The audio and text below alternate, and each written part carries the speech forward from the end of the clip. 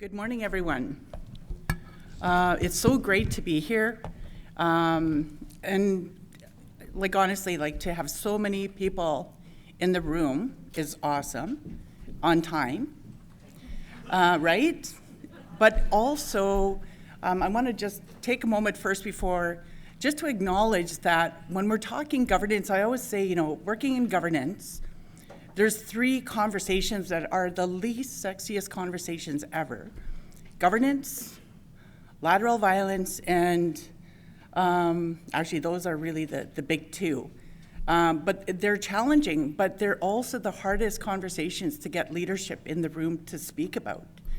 And so to have so many chiefs in the room, to have so many counselors in the room, and administrators in the room, because this is a conversation that requires working together, right, when we're talking about effective governance. So I just want to acknowledge that. Before I get into the formal part of my presentation, I also want to acknowledge Elder Jimmy and Wanda. It's great. Jimmy gives us so much support and direction when we're doing these. And he teaches us, too, how to do it well, how to do it right, and do it in a good way. And having that balance of a male and a female elder here with those teachings are really important. So having them here for the day, these next 2 days, also is important because there may be times as part of the work we're going to be doing together where we need to maybe have some correction or some teachings on something that can help to guide us in a good way going forward. I want to acknowledge the drum group as well for their for the power of the song and the drum. I want to acknowledge Chief Solomon. Chief Solomon and I have worked together for many years.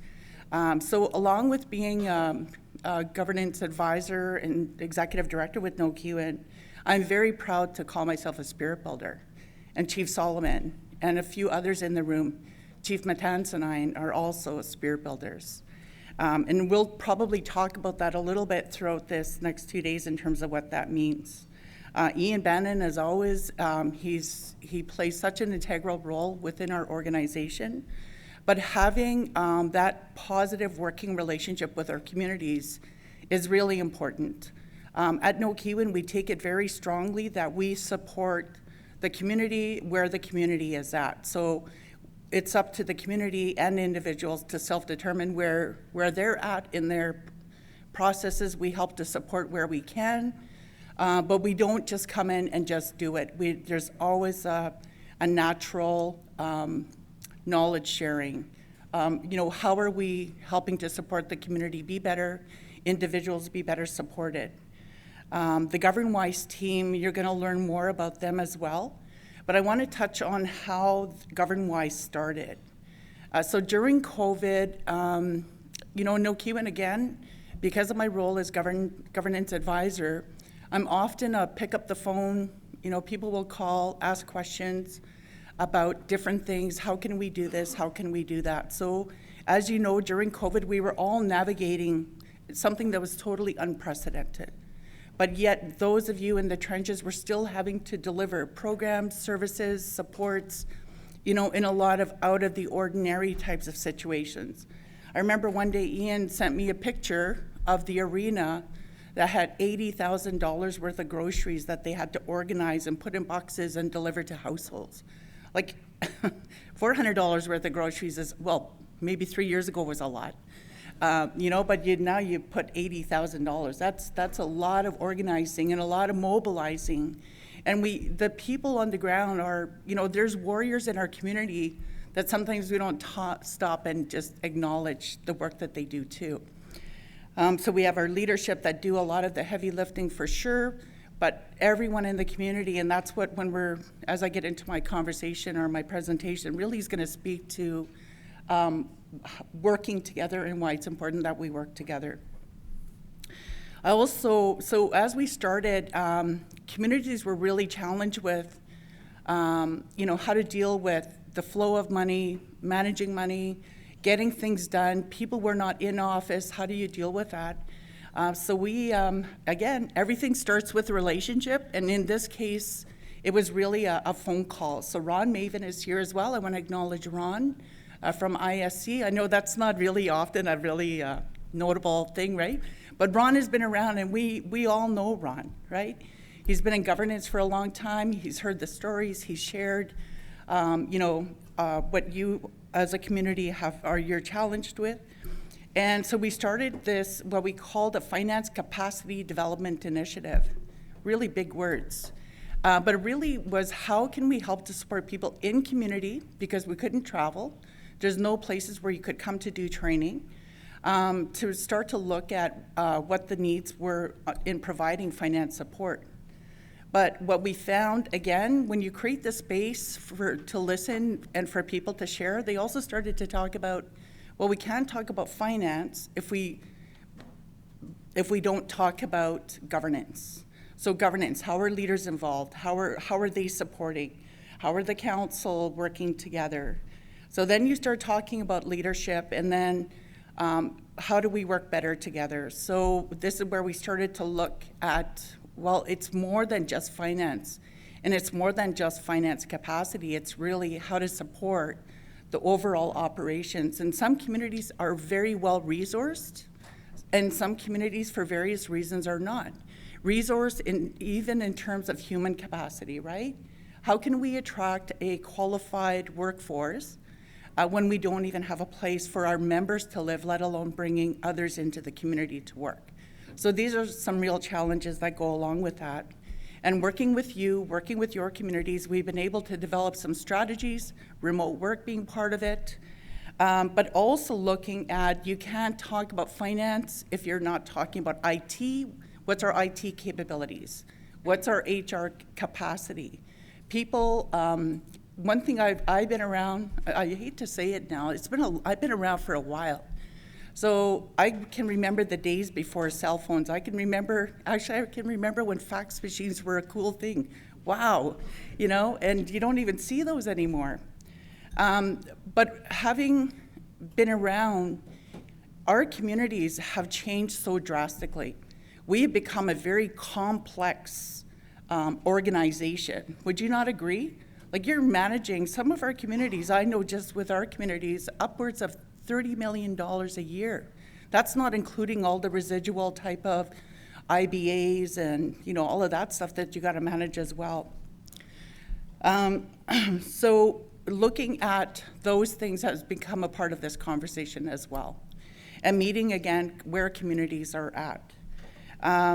So before I go or get into my presentation, I really want to acknowledge our No-Kiwan communities. Animbagozagig in Anishinaabeg, Bingwe-Niashi in Anishinaabeg, Bijitawabak-Zaging in Anishinaabeg, Fort William First Nation, and Netmazagmi in Anishinaabeg. These communities work very well together. With everything we do, we have a steering committee that's represented by a member of the community working in that field, and it really helps us to keep relevant with the work that we're doing. But some of these things, like I said, are not sexy.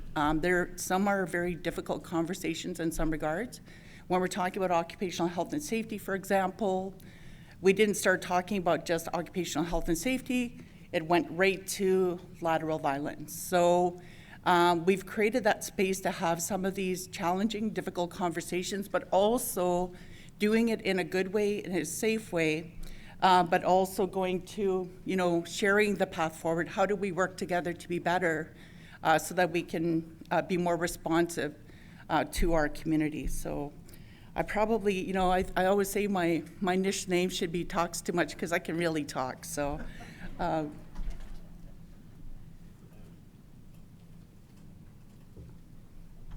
But this work for me, governance work with communities, this is really where it's at.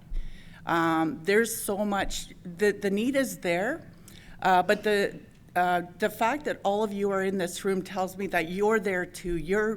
You see a signal for change, and change can happen. And I also want to just acknowledge, everyone has probably heard it about Saul Mamakwa speaking in his language yesterday. How incredible is that? And what that said to me as I was listening to the news story driving here again, things do change, and things can change, and things can change in a good way. It doesn't always have to change in a bad way, right? So I think the other thing that I've learned from the spirit building side of my work is that we also need to start acknowledging the good things, celebrating people, celebrating those successes, no matter how small. Because often we're, especially I know being an administrator, someone that's worked in community, you're dealing with all the tough stuff all the day. Sometimes it's really hard to see the beauty, the kindness, or even receive those good things. So really taking the time to evaluate who we are as a person, but how we contribute in a good way in the work that we're doing. One thing that the GovernWise team is going to be doing is handing out, as I get into my presentation, a SWOT. I do a lot of planning work with communities, so SWOT is always, I find, a good thing to do. Strengths, weaknesses, opportunities, and threats. But as I go through the presentation on stabilizing institutions of First Nation government, really evaluating, thinking about your own communities, thinking about your own council tables, thinking about the things that maybe, this is working, this is not working, or no, maybe we need more training in this area. So just starting to get maybe a sense of where you're at in your own governance development within your communities. And the reality is, councils change, election terms are real. Indian Act elections, 2 years. Some custom code elections are 3 or 4 years. First Nation Elections Act, a lot of communities have moved into FNEA because it is a longer term, and there is more stability when there's length in terms of that election time. The other reality too, having worked with some engagement with communities on developing their custom codes, quite honestly, people want longer terms because the level of violence, lateral violence that comes into that whole election process, people are tired of it. And it's really hard. When you're working in it, it's hard. When you're in the community watching it on Facebook, are you a keyboard warrior for good, or are you a keyboard warrior promoting that, right? There's a certain courage that happens on keyboards, I find. Anyway, lots to talk about that, and before we leave this session, we'll just share as well, I'll start to plug it, but in September, we're also going to be having a 2-day workshop on lateral violence. So this is a call, I can tell you, because of the work we're doing. I used to say we would get calls maybe 2 to 3 times a week. Now we're getting calls, emails, stuff coming in by our website every day from communities wanting to do work on addressing lateral violence. So I'm Audrey, and our communities know this very well. So this is a big reveal. The big reveal.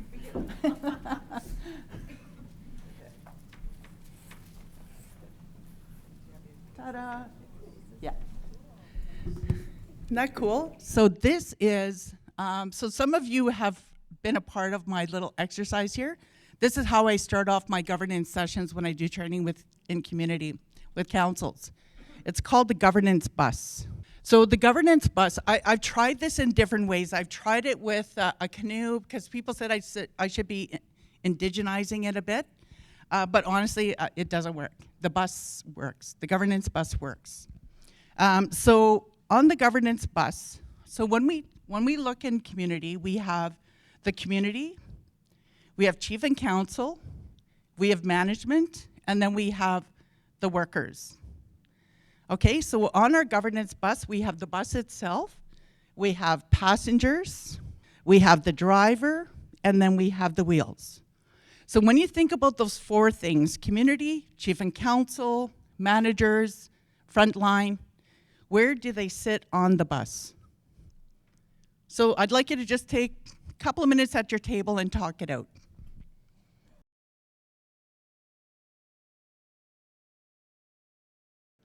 Okay, so I hear lots of good conversation, so we're gonna come back now. Okay, so like I said, we have the community, we have chief and council. So when I say community, I'm talking about community members, we have chief and council, we have the managers, and we have the frontline folks. So when you look at the bus, who do you think is the bus, the passengers, the driver, and the wheels? Anyone? I think the people are the passengers because the wheels hold up the bus, the driver is in control, and we are taking care of our communities. So that's why I say the people are the passengers. Okay, so if the community members are the passengers, who's the driver? Who's the wheels? Who's the bus? Well, her and I were thinking about the wheels and the driver of being either the chief and council, the driver, or the wheels. Okay. So Okay, thank if you. anybody else. Anyone else? I had this table here. Pass the mic to this lady here. Thank you, Yvette.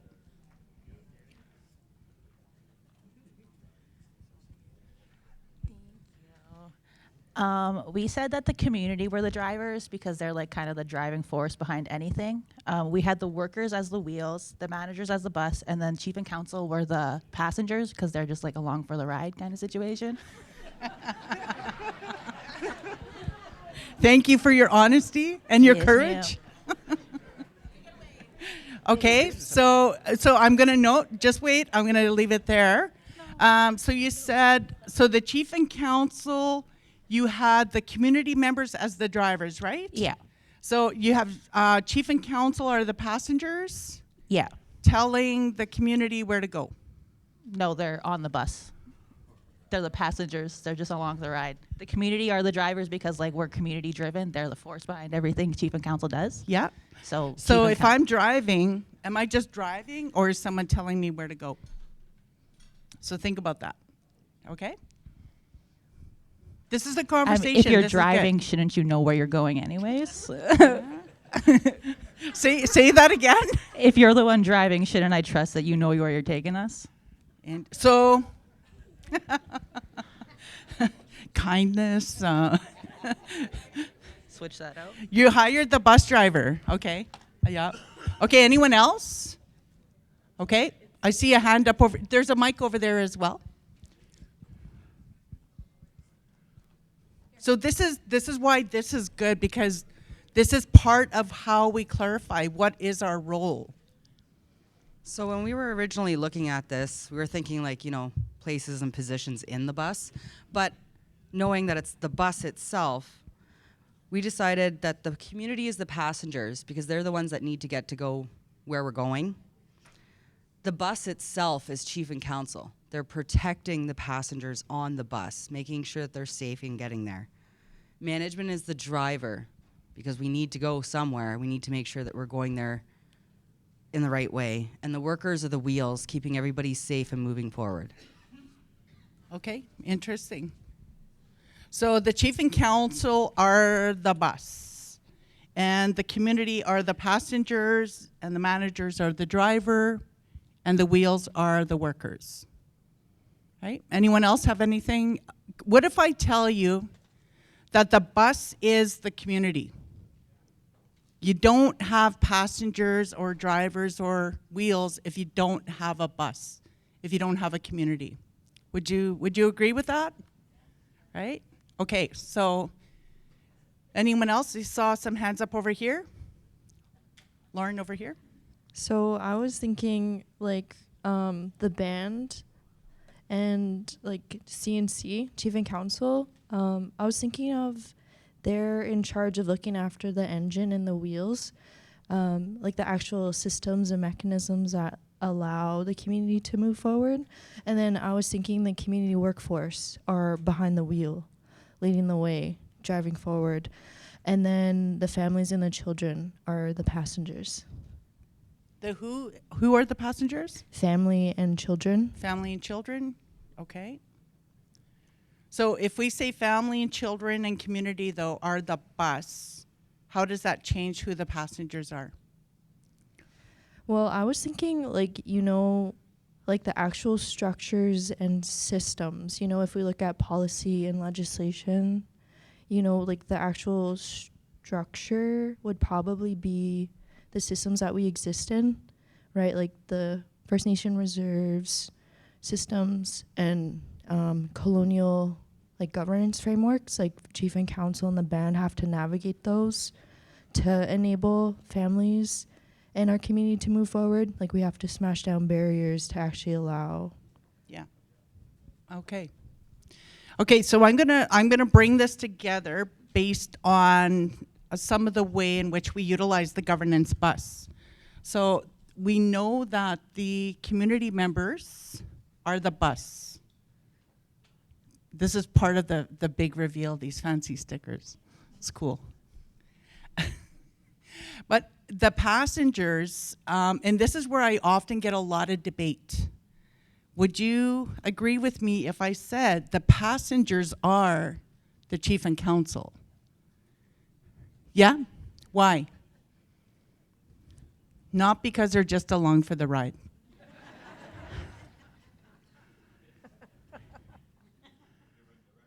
Giving direction, yes. Who are they giving direction to? The managers. And where are the managers? They're the drivers. So who are the wheels? They're our workers. The bus don't go if we don't have the workers, right? So when we look at the governance bus, we all need to work together to get this bus to move. We have the community, right? We have our chief and council that are directing our managers where to go. Our managers are figuring out what's the resourcing, what's the people, what's the money, what's the activities that are going to help to move this bus. So the one thing I'd like you to think about as well, leadership, is that if you don't have a vision, where are you going? Right? The wheels will turn, but how do you evaluate where you're going? What are your priorities? What's your destination? What key things do you want to improve on? We hear about health, wellness, right? The good life, all of these things, but what does that mean? What is the vision for the community? The other thing we talk about a lot when I'm doing governance work with communities is what are the rules of the road? What's the policies? So if we don't have rules of the road, do we drive on the left side? Are we driving on the right side? Are we going 50 kilometers an hour? Are we going 90 kilometers an hour? So when we don't have those rules, think about our own highways. Is it safe? If we're all making up our own rules as we go, it's not safe.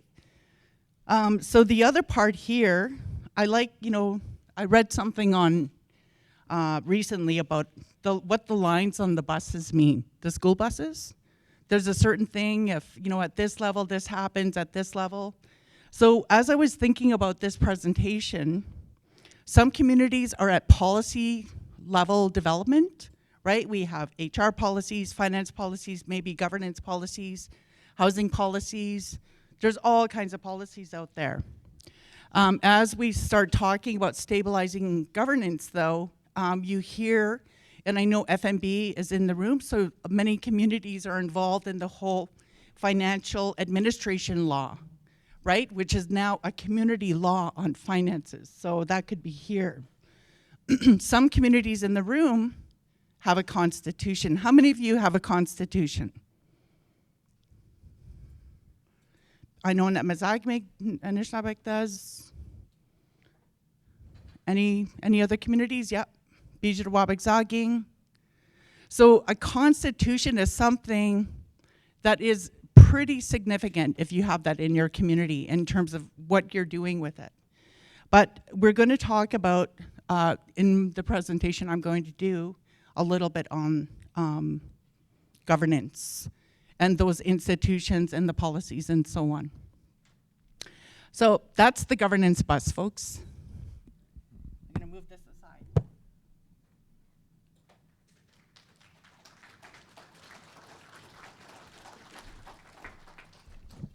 This is, I use this governance bus when I'm doing work in communities, say if we're doing planning, because everyone has a role in the community, right? So this helps us to understand who's doing what, and also helps us to manage expectations.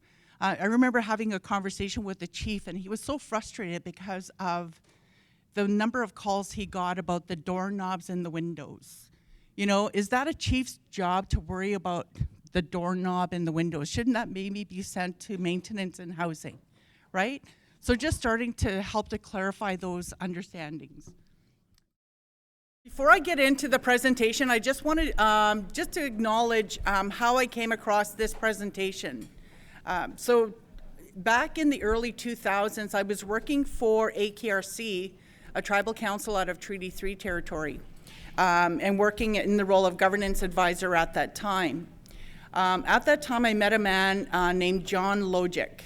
So John Logic was a lawyer based out of Calgary that had done a lot of work with the AFOA Saskatchewan chapter on stabilizing governance, and really looked at what does that look like. And he developed an operations manual. It was very comprehensive to what a First Nation operations manual could look like. So I love the presentation so much. And so John and I kept contact, and he gave me permission when I was working with AKRC to utilize his presentation. And then when I joined Nokiwin in this role 12 years ago now, I contacted him again, and he gave permission to use the presentation. You'll see as I go through the presentation, it is very relevant from the point of view of kind of what is the reality working in a First Nations community, the challenges, where some of the gaps are, what are some of the things that we experience working in that particular world of work. But I believe I've tried to reach out to Mr. Logic a few years ago and learned through his obituary that he had passed away of cancer. So again, this presentation, we've tweaked it a bit, but it really is his presentation, and it does speak to how the Harvard study is really the basis of how this presentation was developed. So I just want to give that acknowledgement. But going back as well and reflecting, like that's almost 25 years ago.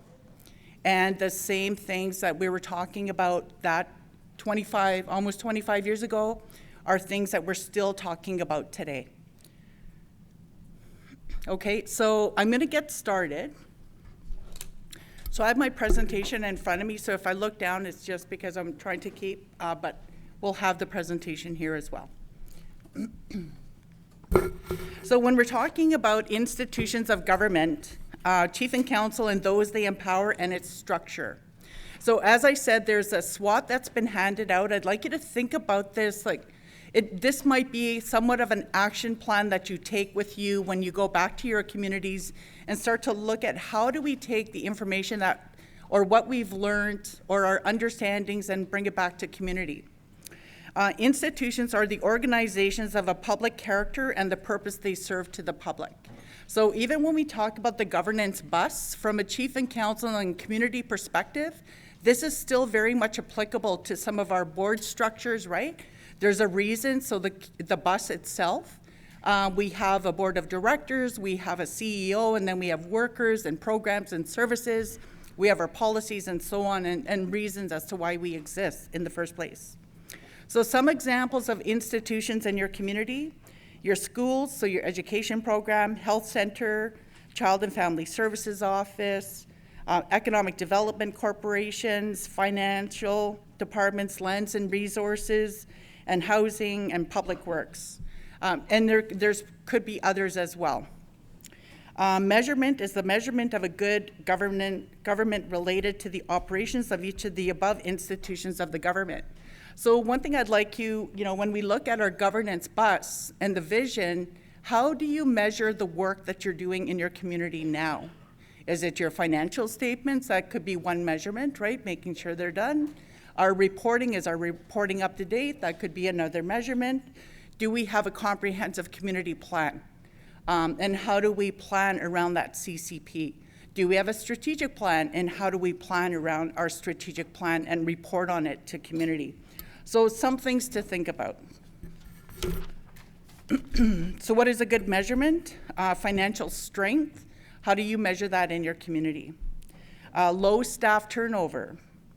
Addressing the housing shortage. Quality of the school. An elder once told me, you can always measure the health of the community by the health of the school. So there's a lot to be gleaned from that. If any of you have been around your schools, how are the children? How are they interacting? What's their attendance level? How are they when they arrive for school? So you can plan on some things around that as well. The quality of the services provided to the membership, a number of successful economic development initiatives, the overall sense of being treated fairly, and the level of community spirit and happiness. Or is it all of the above? So from your community point of view, how do you measure good governance to your community? So the realities of First Nation governance. The manager's perspective. So we have the services. So there's a set of rules as to the definition of the programs and who gets the services, right? The funding agreement sets out the general description, and the First Nation has its own policies or rules used to make service delivery decisions within the program. The money in the budget, a predetermined amount of money to pay for the services. The funding agreement does not allow for overruns, so deficits, right? First Nation has its own rules used to control the expenditures and stay within the budget. So it's very simple. My job as an administrator or manager is clear, follow the rules, and spend the money based on the rules. Sounds simple, right? You introduce politics. Now you have two new rules. Politics sets in.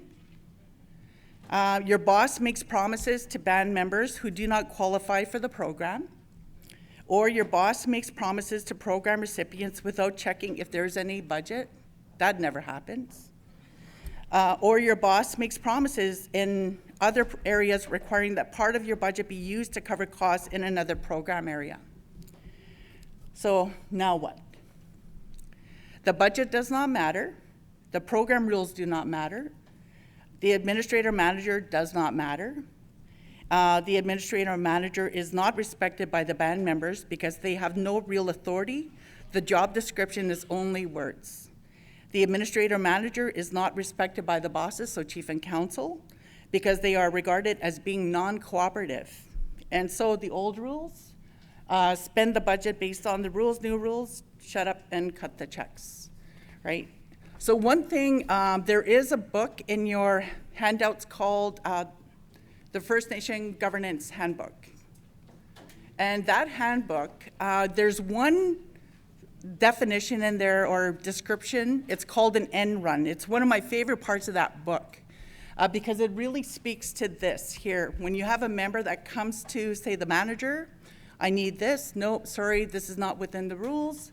Goes to the chief then says, no, go back to the manager does the same thing, then goes to council and the next council and around, then it goes back to the chief or back to the manager and then goes around and around. So you get exhausted and then you just say, just give them what they want, right? Because it's easier instead of doing that round and around. So that's a real thing. I've experienced it myself. So to be or not to be a manager. So you think about the governance bus and driving the bus, okay? The politician's perspective, what happens when politicians become managers? Getting selected means getting a target sticker stuck to the seat of your political pants, right? You're always you're kind of always evading that next bullet. Voters lobby the politician to get something over and above someone else, or requests that a rule should not apply to, or that a rule be ignored. So when we have some of our discussions this afternoon, I'm sure some of these experiences will come out.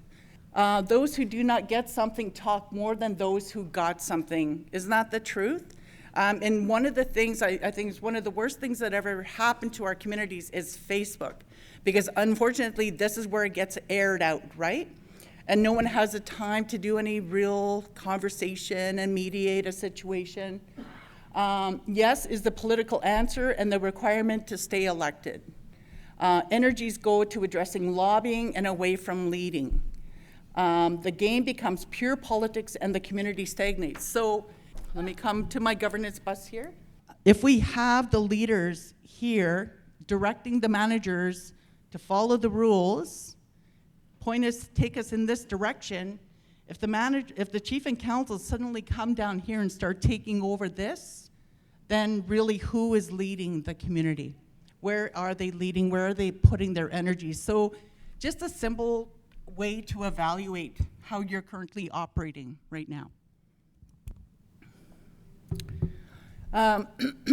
This is the real cost of no separation of the political from the administrative. So as I mentioned earlier, some communities are in the process have either approved a financial administration law, which is a big deal, right? That's a big thing. And then some communities are taking that law and breaking it down into other codes. Administration is a big part of that, separating that political from the administrative function in order to have clarity in terms of what are the rules, who's following, who's implementing those rules. There's a politician. I can't take credit. This is all part of Mr. Lojic's presentation. He actually had some cool sound effects in it too. We had to take those out. Anyway, the perspective of the First Nation band member. What happens when politicians become managers? Politics is power. I vote for people who can get me things personally. Politicians in smaller communities are neighbors to their constituents and have direct or indirect familial relationships, right? Have a conversation about conflict of interest in your community.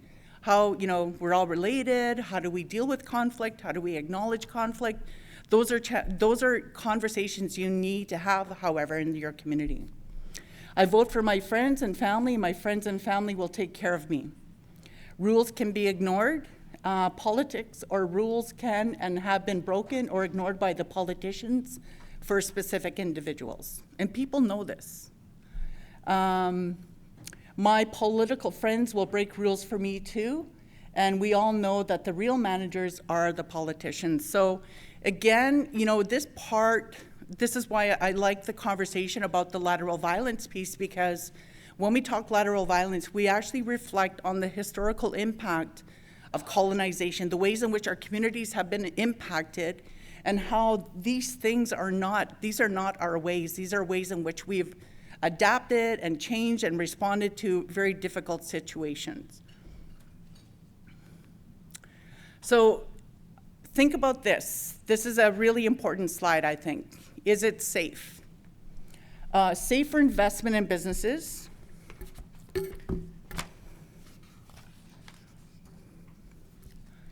Safe, most importantly, for citizens or your members. Safe to take a job, teacher, social worker, manager. So something that we're having some conversations with community right now, like what is your reputation outside of the community? Teachers, for example, there's I don't know if it's called Education Canada, where there's a lot of jobs posted for communities in the teaching side, right? But people start to talk. It's a small community, even though it could be all over Canada. If one community has a reputation, well, you're only going to get a contract from September until June, and then you're done. And you're not going to know if you're going to get a job back in September again. So not fostering, connection, long-term investment in that person, or long-term commitment to a community. So think about your reputation and what you have to offer for potential hires. Safe to bid on contracts, right? Do you have a good record of paying your bills? Do you have a good record of procurement? So there's, you think about conflict of interest, that there's all of those different parameters. Safe to work in the administration office. We all know that can be a very difficult job. Safe to do improvements to my home on reserve. Safe to invest time, energy, ideas, and money. Is it safe for the politician?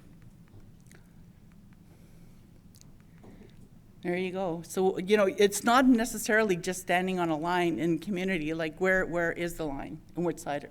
There's the operational side and then the political side. If you don't come out, I won't vote for you, right? And you hear that. This is part of that whole negative stuff that comes to an election. So is it safe where the politicians are the managers? If political decisions can be hidden, so think about that. How does transparency look in your community? It's not safe. If the rules are not equally applied, it's not safe. If bending rules depends on bending politicians, it's not safe. If you have a history of breaking the rules, it's not safe.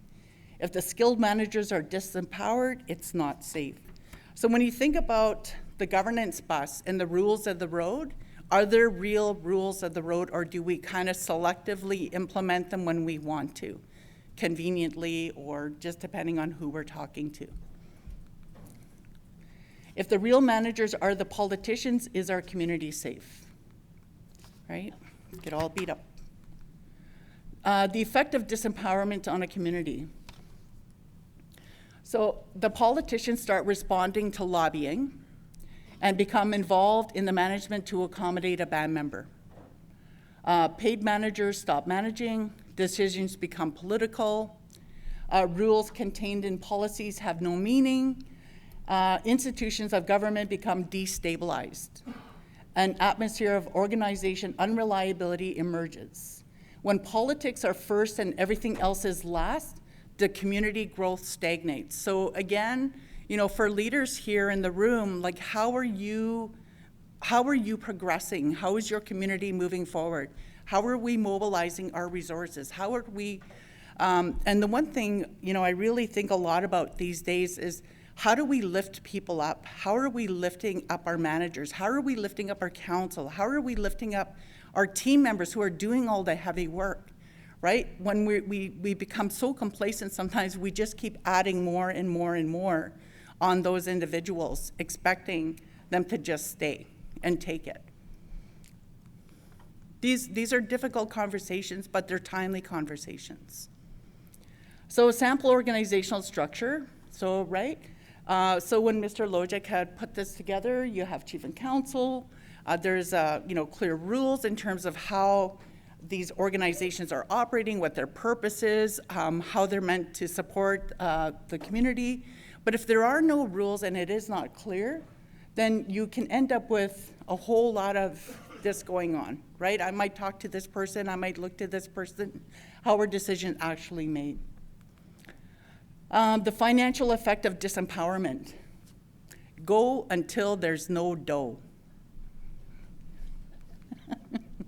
Dramatic effect. Drum roll. So how does this happen? What needs changing? How do we change it? The Harvard Project on American Indian Economic Development concluded that those tribes of the U.S. that they were able to separate the political from the administrative were over 4 times more successful in creating, sustaining businesses. The same principles apply to First Nation government operations. Those that were successful must have done something to make this separation. So we're going to take a little bit of a closer look on this. So something I speak about when I'm doing some governance work, I ask, when we're doing, say, chief and council training, what do you think made the difference for the U.S. tribes to be more successful than others? And, number one issue is casinos, because they got a casino, so that means they've got the money. Well, I can tell you time and time again, money is not the answer. What we do with the money, sometimes you could have a little bit of money and do a lot, or you can have a whole lot of money and do very little. It's how are we leveraging it? How are we planning for it? How are we, utilizing, leveraging, and all of that? So money, contrary, is not the answer. It's important, but it's not the answer. So I love this. Nothing changes if nothing changes. So when we stop and take a moment to evaluate, hey, maybe it's not a perfect day, but you know what? There are good things that happen every day. So we need to start focusing on that too. Like I said, the Sol-Mamakwa, that's a significant change. Things can change, things can happen in a good way. But if we don't change, nothing is going to change. So human resource realities, this is something I think every community is dealing with this. The talent and qualified. You want a stable work environment, want order as opposed to chaos. We want operational systems based on rules, want to make a difference, want to be judged based on performance, do not want political interference. Now, something, having been working in this world of, working with supporting First Nations for a long time, I've seen a person go from being the naysayer in the community. Oh, they don't know what they're doing. Being that, that person that's more magnifies the problems. And then they suddenly move into a working role. It could be a community member. Now they're suddenly employed with Ben. Well, where's the HR policies? Where are the rules? And so they start to see the different perspective, the importance of why those rules are important. So you want to be judged based on performance. So the rules become really important. And I think really from a community, regardless of your role, if you're a member, if you're chief and council, if you're the manager, if you're the workers, the rules are important, right? What's the expectation? What's my expectation when I come to work every day? What's my expectation when I'm coming to look for a service? What's my expectation of chief and council? And we do not want political interference.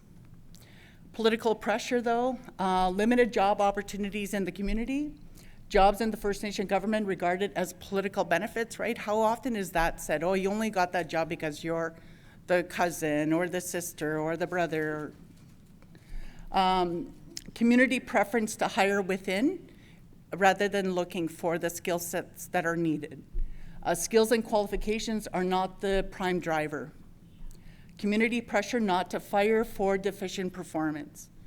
Political interference is a byproduct of the community pressure. I'm sure if we had a circle right now, we could all kind of share a little bit about that, right? Quality personnel creates quality organizations, or quality organizations appeal to quality personnel. So what are we offering when we're looking to attract? So what comes first, right? The chicken or the egg? We want both. We want best people from within. The case of the stable institution of government as a human resource strategy. So think about your own strategies as you're recruiting. Organizational stability, the best people do not want to invest their lives in organizations that suffer from the start-stop syndrome. Organizational culture, difficult for the talented to self-train in an environment of chaos. I want to touch a little bit on the organizational stability, though. We often hear, my vision is this, my vision. And yes, leaders, when they're campaigning, yeah, they do have a passion. They do have something that they really want to focus on. But when we have things like comprehensive community plans and strategic plans in terms of where the community wants to go, it helps us all to see how we all fit on that bus. We all become committed to the vision and what's happening in the community. So that's part of the organizational stability. So regardless if we have some change in our leadership, it doesn't mean that everything gets changed and gets thrown out. And that's a hard thing to get to that place of understanding. Organizational systems, the talented but unqualified need a proven and consistent system or path to follow and learn. Organizational accountability. If the dummies stay as managers, then there are no good teachers for the talented. Pardon me for the language. This is Mr. Logic, not mine. Organizational strength over the long term brings human resource strength. Empowerment. Empowerment of personnel without the ability to do the job is fatal for the politicians and the community, right? The challenge to attract and keep skilled and qualified people. And the question is, what can a First Nation do to create an environment of empowerment and attract management with talent and have a structure where the politician feels confident in empowering? So this is where the rubber meets the road, is how can you come to that place where chief and council bring on that manager and empower them to do the job. Empower them to, have some conversations as well about what's working, what's not working, being safe to do that. Those are some real big organizational cultural changes that are required. How do we create those spaces, a safe space to do that? So Nokiwan, we have our respectful community. So our respectful community has become a really top of mind discussion. We work in an environment where we have to have difficult discussions, really honoring people's words, you know, making sure that when I'm having conversations with people, they know that they can trust me with their confidence. But our employees know, and I can tell you I know, that my workplace is supportive. My board of directors, they'll stand in front of me if they need to, and we've proven that. I can come to work, and I've proven this too, I can have some really bad stuff going on at home, and sometimes your workplace, something about your band offices, may be the only place where people can find the support they really need. Maybe they have to be that strong person at home. Who's helping them to be supported? So our respectful community is a really pretty poster, but this means a lot to us. And there's a big program that follows it as well. And we use this in a good way, it's not a zero way like many of these policies are worded. So Dumb and Dumber. So what's dumb? Having a manager that can't manage and does nothing, or the politician can keep changing management on the false belief that a dummy will work out, right? Or what's dumber? Hire a skilled manager, but not empower the manager.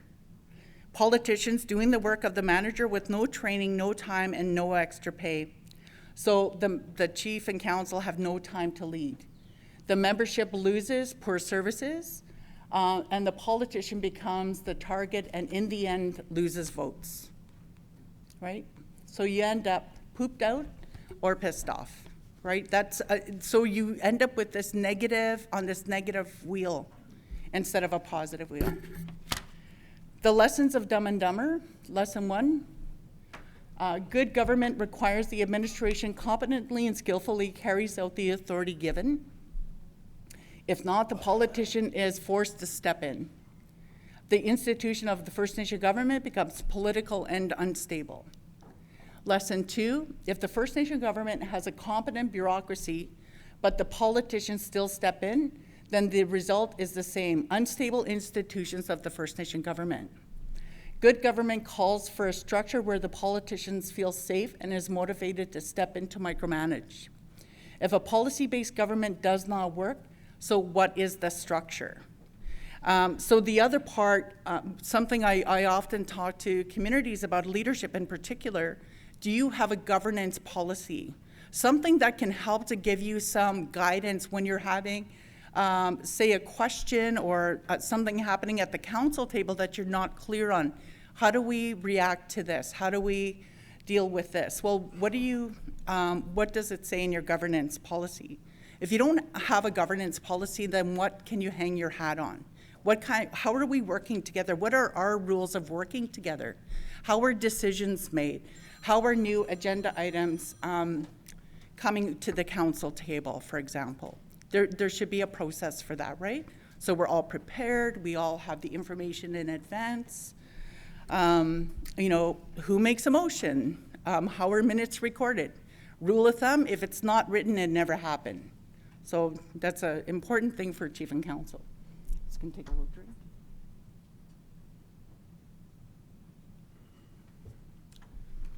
Is this resonating with you?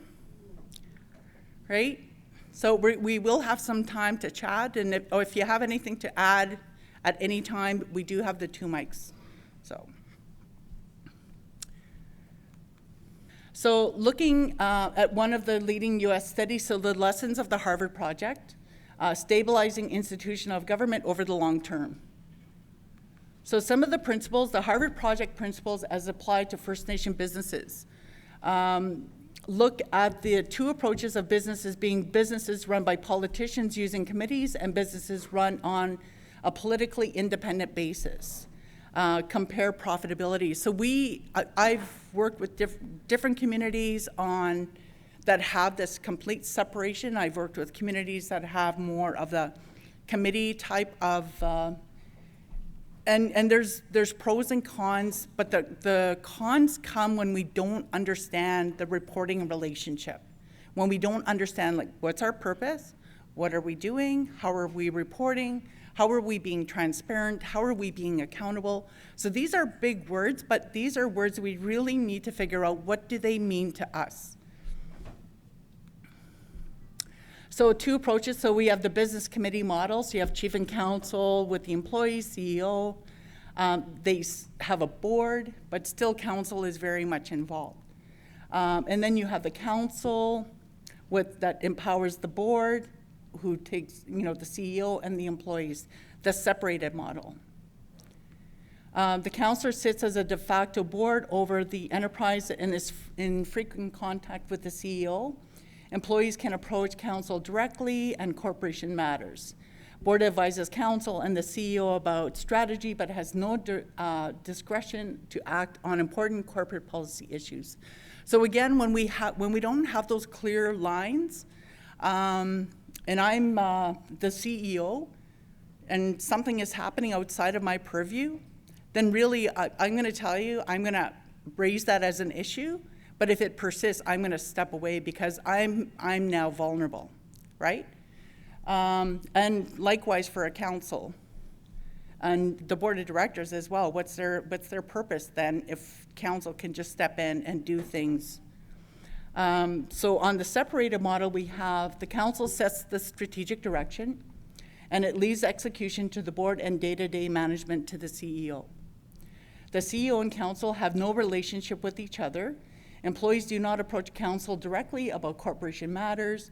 Board informs business strategy and sets out policy and reports to council regularly. So the other things I've seen with some communities, and I'm a big advocate of annual meetings to members, however that looks, whatever you call it. Could be a reunion day or a homecoming day, but having your various organization report back to community on the work that you do on behalf of the members is a cool thing. The difference between leadership and management. So leadership. Designing and redesigning the system entails evaluating, redirecting, and restructuring systems to better meet the needs of the community, designing the system. I think I heard someone talking about the system when we were talking about the governance bus. Management, putting the system to work, entails maintaining equilibrium or balance within a system. So principles of the Harvard Project, jobs and income. Reactive. So jobs and income, how often do we hear that, right? What are the jobs? Where's the opportunities? Response to anyone's agenda from the feds or off the street. Emphasizes short-term payoffs, especially jobs and income now. Emphasizes starting businesses. Success is measured by economic impact. Development is mostly the economic development officer's job. EDO proposes, council decides. Treats development as first and foremost an economic problem, and the solution is money. So as I shared, money is not always the solution, right? How we invest it. One thing I've learned, having been working in non-for-profit and First Nation communities, is that chasing money never works. Sometimes if, here Audrey, do this proposal, it sometimes becomes a work of fiction, like, okay, yeah, I have to be very creative. But if someone tells me, hey, you know what, we have the strategic plan, our goal is to get here, it's easy to write a proposal when I know what the objective is. It's so easy. I know the community, I know why I'm doing it, but when I have to BS, and sometimes we get really good at that, right? That's not something I'm inclined to invest in any longer. I no longer chase the money. We focus on what's the goal, what's the vision, where do we want to be, how will this make things better? So nation building, proactive, response to the agenda. What's the strategic plan? What's the long term? Emphasizes long-term payoffs, sustained community and well-being. emphasizes creating an environment in which businesses can last. Success is measured by social, cultural, political, and economic impacts. Development is the job of community leadership. They set the vision and the guidelines, policy others implement. Treats development as first and foremost a political problem, and the solution is sound institutional foundation, strategic direction, and informed action. So something I often will do with communities or suggest, if they don't have a formal structure, give some structure to the process. So if you're going to set up a committee, let's work on a terms of reference. What would that look like? What's their responsibility? How often are they going to meet? How are they going to be selected? How are they going to report back? What's the length of this committee? So just giving people a little bit of structure and guidance for why they're working, and that work that they're doing. So you may not have a board or that kind of formality, but give people something. And it also helps chief and council in terms of the responsibility back. So money versus nationhood, right? Some components of nation building. Asserts the sovereignty promised by the federal policy. For some First Nations, this means the passing of legislative framework for government. So it defines what is important to the First Nation as a nation, creates a framework for government, creates a framework for the exercise of power and lawmaking, sets basic rules to deal with lands and resources, sets basic rules as an accountability according to the standards and the laws of the First Nation. That's why I love the whole concept of the law or the code making, because it means the community members are engaged. This becomes, they commit to this is our law. And when building the foundation is first, so everyone is involved. We're all playing by the same rules. Backup assertions of self-government with the ability to govern effectively, the passing and implementing of laws such as financial management law or a housing act. So many communities, I know one of our communities, Nimbigozaga, like this is a community that's been lawmaking forever. I've been working with them for probably about 20 years, and they are trailblazers in CCP, building the community with a comprehensive vision for what their future is going to be, but really engaging the membership on what the laws of the community are.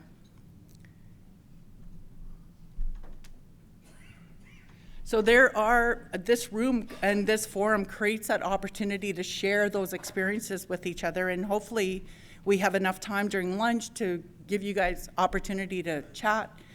Part of our agenda will focus on bringing some of those perspectives to you as well. Dispute resolution. Dispute over what and how the rules are applied. So think about in your community right now how disputes are being handled. Are they being handled? Rules are not rules if they can be ignored to fit the circumstance. Rules are not rules unless equally applied. People come to respect, not necessarily like their government, if the rules are not ignored and are equally applied. How do you ensure the respect is maintained? So I always use the example, like as a member, so I'm a member of a First Nation, we have rules there. I'm okay if you and I are putting forth our whatever applications for something, and please turn your cell phones to vibrate. I'm just kidding. But if I'm told no and you're told yes, but I know how the decision was made, I'm good with that, right? If a First Nation, if you can defend the rules, that makes sense to me. I'm a reasonable person. But if the rules are not clear to others and there's this dispute, how are the disputes handled? So generally, if we don't have a formal mechanism, people talk about what they don't get versus what they do get. And they get on their keyboards and they're doing that keyboard warrior work on social media. So it just perpetuates a negativity with no opportunity to promote the alternative. Resolution, make a decision concerning the application of the rules. Respect is maintained so long as there is belief that there is fairness in making the decision. How can there be a perception of belief of fairness if the person doing the decision is the same person against whom you are complaining?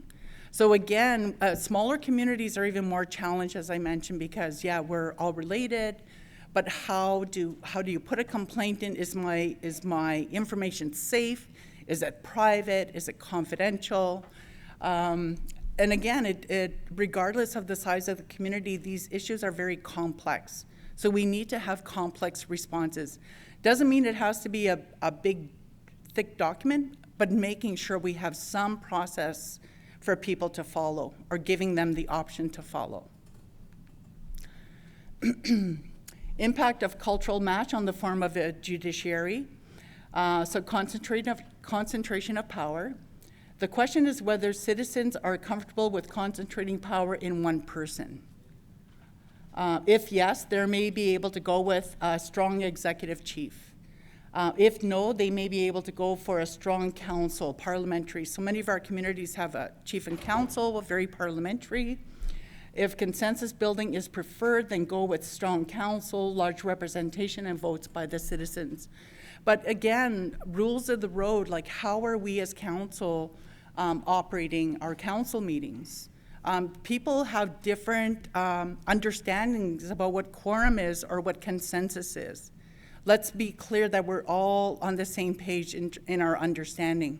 So sometimes when we have those governance policies, they really help to do that. Clarify what we mean. We mean what we say and all of that good stuff. Impartial politicians, the question is whether your community culture compels impartial behavior by politicians where politicians do not use political power for self-interest. If yes, then it's possible to rely on Indigenous culture to shut down opportunistic politics. If no, then need a strong independent judiciary, good personnel grievance system, clear constitutional procedures to uphold the rules of the game. So what we're finding when we're talking about lateral violence, for example, there's new legislation. It's been in effect now for probably about 3 or 4 years, Bill C-65. So within the Canada Labour Code, there's workplace violence and harassment legislation. So how we talk about it from Nokiwan is the legislation is the legislation. It's not optional, it's there. We have an obligation, a responsibility to have safe workplaces, to address and ensure that our workplaces are safe. Failure to do so results in a person can put a complaint into the Canada Labour. There can be an investigation. So you have someone from outside of your community that knows nothing about your community, comes in and does an investigation. It does nothing to repair the relationship, restore working relationships, and so on. So the legislation is the legislation. But what do we do in our communities that can help, that the legislation is good, it's there if people want that, but what do you do in your communities to foster a respectful workplace, right? To bridge restoration of relationships. Because relationships are so important in our communities. One person's feud with someone else can have a whole family impact, right? We've probably been there to some extent. So working on from what we call the inside job, how are we addressing some of these issues internally? How are we creating those spaces to do this in a good way? So a simple test. The requirement of an independent dispute resolution. Is there a history of violation of existing policies by the politicians? If yes, then there is a need for an independent dispute resolution. If yes, then there is a need to change the foundation of important key rules from policies to laws, first level rules, and leave the implementation to the operational manual, second level rules. So having something is far better than having nothing though. I'm gonna tell you that 100% every day. Having some HR policies is better than having no HR policies. So First Nation governance approaches, the structural objectives. So what is your plan? Separate the political from the administration. Why? Politicians are not managers, elected based on their vision and leadership skills and managerial skills. Creates an operational environment that can enable the politicians to focus on leading and allow the politicians to be comfortable with letting the managers manage. Creates a reliable and stable operational environment. Why? Why is that important? Personnel must feel safe, so they are prepared to invest their energy, time, and effort to provide better services for the membership. Encourage talent to invest their future with the First Nation, managers, leaders, teachers, contractors, businesses, and so on. So the blueprint, rules without legislation are pure policy-based. So rules based on First Nation legislation. What is a legislative-based First Nation government?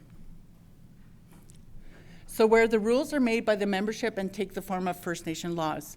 As I mentioned, like the more and more of this is happening, we see the financial administration laws is only one. We have the lands management.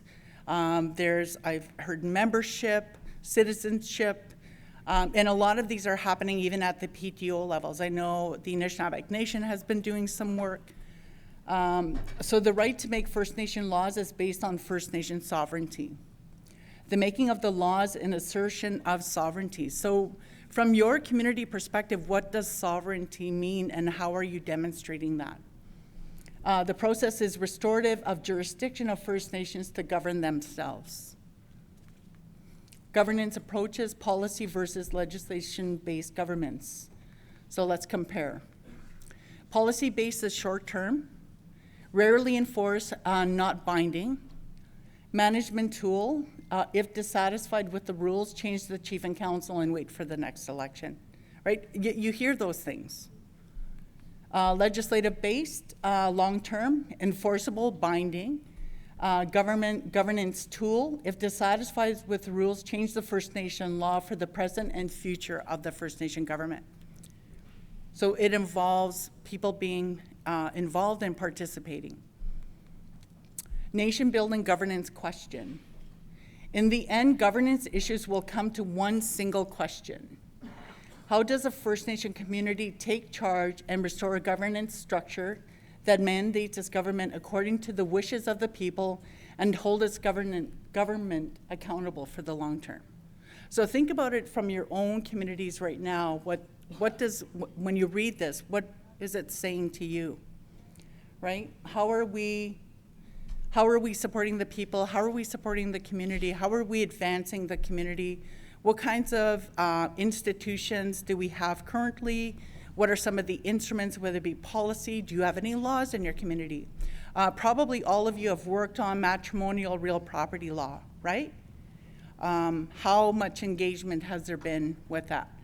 And if you didn't work on it, then you're now, that's being imposed by a third party if there's a dispute in your community on matrimonial property. First Nation legislative-based government is how a First Nation community can take charge. So step one, develop a constitution that lays out the legislative foundation. So that's one option. Some communities have already gone down this path for various reasons. I know within the Anishinaabe Nation, if you are a signatory to the KEB, you have a constitution. So that constitution offers a lot of control and a lot of opportunity. Step two, develop laws under the Constitution, lays out institutional direction and create long-term rules equally applicable to all on an institution by institution basis. Lay out the standards expected from the politicians and administration and the consequences of failure to meet the standards. So some communities are not at the stage of constitution, and some of you may be in the process of developing various codes or laws. Codes and laws are the same thing. It's a community engagement process that results in a community vote to endorse and ratify that law or that code. Step three, develop operational rules for each piece of legislation. Lays out the internal rules of operation, usually called regulations, to govern certain procedures and not rights. So regulations support those laws. However, many of our communities are still at the point of policies and procedures, which, again, having policies and procedures is better than having nothing at all. That's just my opinion. For others, it is different, but in the end, there will have to be a recordable and provable consensus from the community for the long-term binding on everyone equally. So the engagement, community engagement process is really important. Having community buy-in is really, really important. And that's where the power and the strength comes when you're talking about community development, really, and nation building. So Constitution as the foundation, your concrete and rebar. So power, who gets it? How can it be used, including checks and balances to power? Lawmaking, how are laws created? What are their effect? Dispute resolution, to create an independent, unbinding dispute resolution to enforce the First Nation laws. Like, I'm sure we could have a conversation about some of the policies, your laws in your community, and the challenges, right? I think we could probably do a day on something like that. How to improve some of those things. What are some of the training we need on being effective with our various rules? Community engagement do's and don'ts. So one thing that is very challenging, and I'm just gonna put our hands up. How many of you see community engagement as a very difficult thing to accomplish? Meaningful community engagement, right? If for the hands down, I wanna talk to you about what's working in your community on engagement. Are you getting people showing up? Like, I support community engagement a lot, and it's interesting to hear what some of the reasons are why people are not showing up. Anyway, make sure everyone is asked for their opinion, one-on-one solicitation, through a questionnaire, address the standing complaint. You never ask for my opinion, right? People feel that their opinion doesn't matter. So how can we change that? How can we really encourage that involvement? Do not use a rolling draft approach. Where is the wording I wanted? Try to limit the community meetings to what is necessary. This is not that interesting and I am tired. So again, how do we set agendas? How do we focus on what we're meeting about? And how not to bring just the community complaints process into community meetings. There's a time and a place for everything, right? Focus community meetings on the big issues and not on legal terms. What are the issues and what are the options? Develop a communication strategy. Voter apathy is a problem and good voter turnout is a challenge. So the one thing I do as well is I do elections in communities. And I can tell you the best turnout would probably be maybe 33 to 37% of and it doesn't matter how big a community or how small. That's pretty much the average. So that's not a really big turnout. And you have to ask the question why, right? And that's part of it. People don't want to have any accountability or responsibility in the leadership they vote for because some people just don't feel that my vote really matters. My vote doesn't really count. My voice doesn't really matter. So how can we start to change that up too? So some of the timelines, developing cycle of 4 to 6 months is achievable. Some federal funding is available. Hi, Ron. If too long a timeline, budget will exceed funding, tires out the membership. So this is one of the things, right? People are asked to come and be involved. Consulted is a word, engage is another word. But people need to feel that their time is valuable. Why am I investing my time in doing this?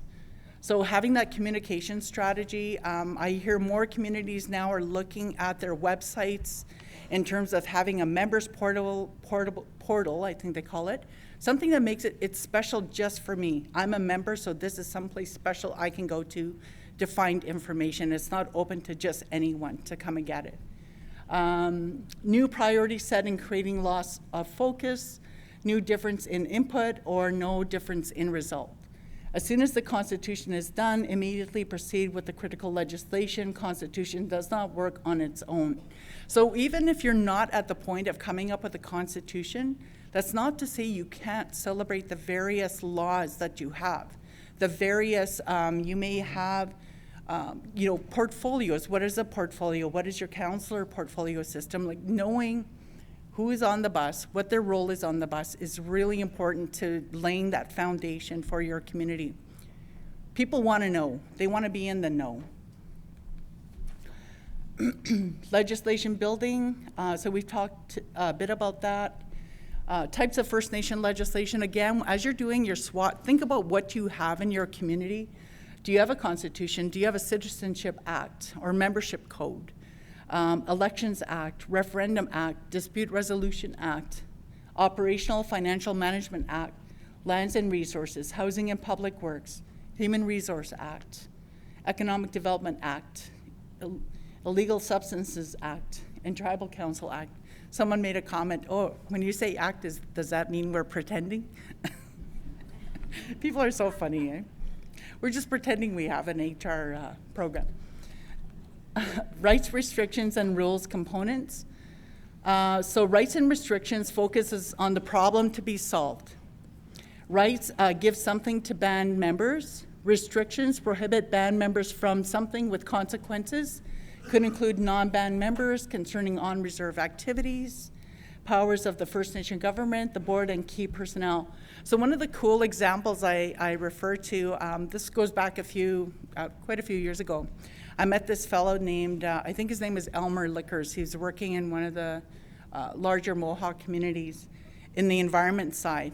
And he was doing this presentation about fishing in the spring. So you've got the spawn happening, and he said a non-band member came from another community, wanted to go fishing in a certain area. And they had an elders reference group that said, no, you can't fish in this area at this time of year because that's where the fish are spawning.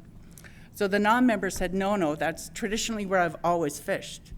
And Mr. Licker says to him, well, traditionally, if you went there, we would kill you. So know what the rules are, know what the laws are, right? But having those good understandings was pretty awesome, I thought. What are the rules? So rights, qualifications, and transferability. Those are like pretty big words. What it means by transfer, who are we going to transfer them to?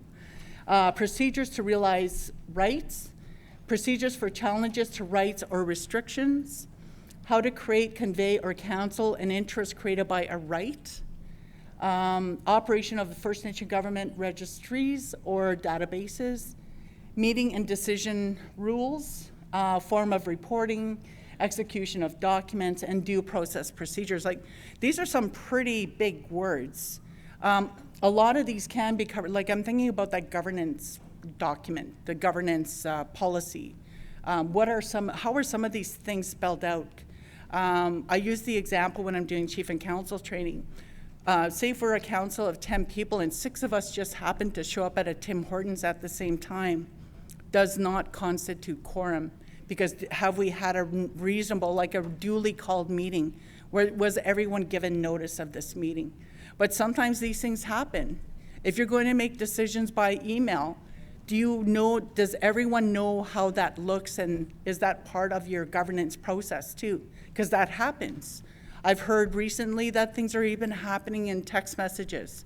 So I'm not saying that they can happen, but let's all be clear we understand what the rules of the road are in terms of how those decisions are made.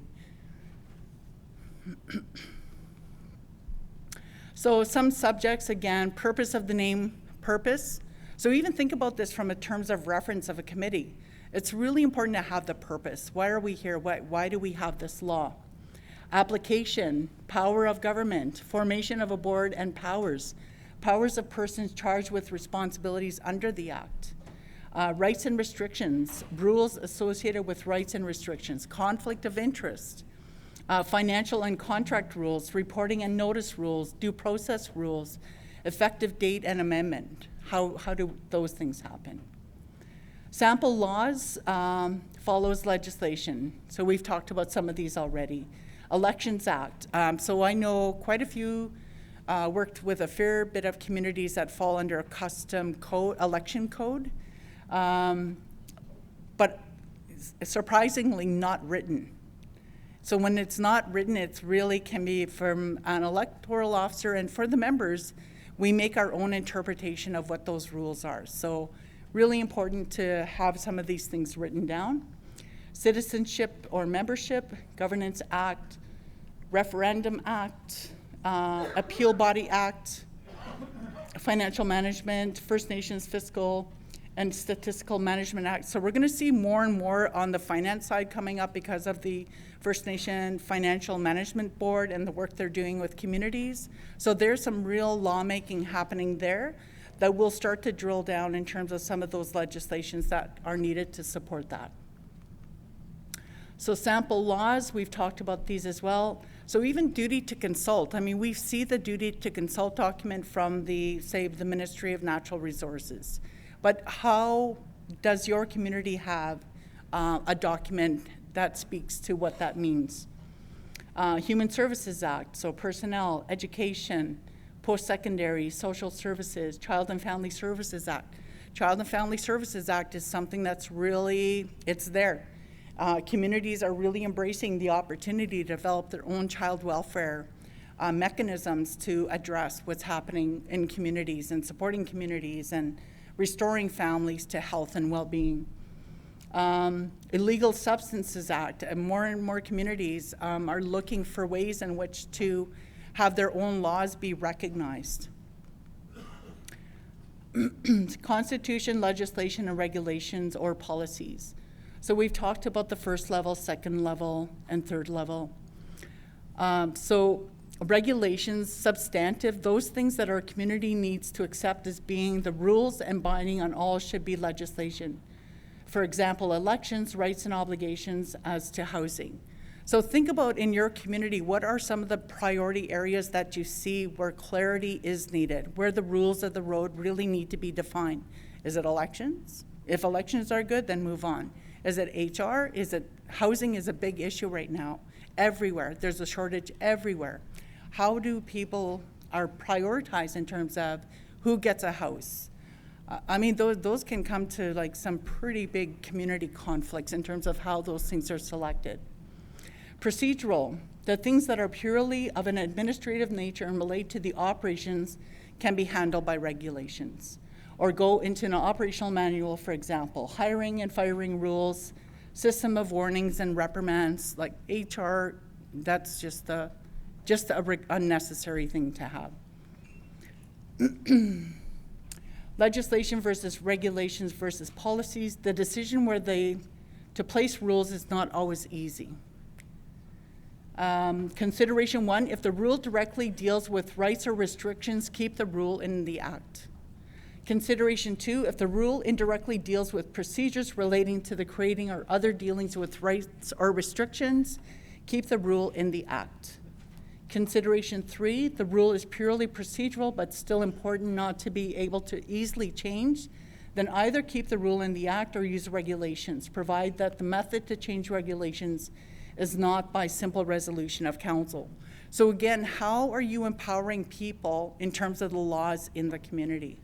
If you're engaging them, you're developing with them, and you're ratifying, having them ratify it, then you really need to continue to look to how your community members can be informed. Consideration 4, if the rule is purely procedural and not important, whether it can be changed easily but is specific to the act, then put it in the rule, in the regulations. Consideration 5, if the rule is purely procedural and not important, whether it can be changed easily and not specific to the act, then put the rule in operational policies as it usually contained in the operations manual. So these are probably a lot of mumbo jumbo to some of you, and I get it. The point though is that having something is better than having nothing. And the more you can strive towards nation building, involving your members is going to empower the community and will help to stabilize. And it helps to build that trust as well. So we've gone through, there's all kinds of operations manual. And again, for some of you, recently I was working with a community and they're updating some of their policies. And the policies that they're updating were policies I helped them to develop back in 2001. So policies definitely should be reviewed, update it based on, because rules change, laws change. Like I said, now we have workplace violence and harassment, we have occupational health and safety. Like, these are just simple policy things that we should have. Ask yourself if you guys have them in your community. Change over time. Over time, the community will expect the accountability contained in legislation. That's how you build trust. Over time, the politicians get used to the standards to which they are required to meet. Over time, less will be in the acts and more will be in the regulations. Over time. I believe the tendency will be to go back to the old ways. People do what they know. Change is hard, right? 1 foot in the new world and 1 foot in the old world does not work well. Speed is important. Pass critical laws as soon as possible. If not laws, then at least pass the policies. The membership must come to believe that the community has rules. Remember, rules of the road. Is the community safe if the rules can be broken? If there are no rules, is the community safe? Their rules are reasonable and fair, and their government will fairly and equally apply the rules to all. The consistent application of the above by action, not just words, will create the belief over time.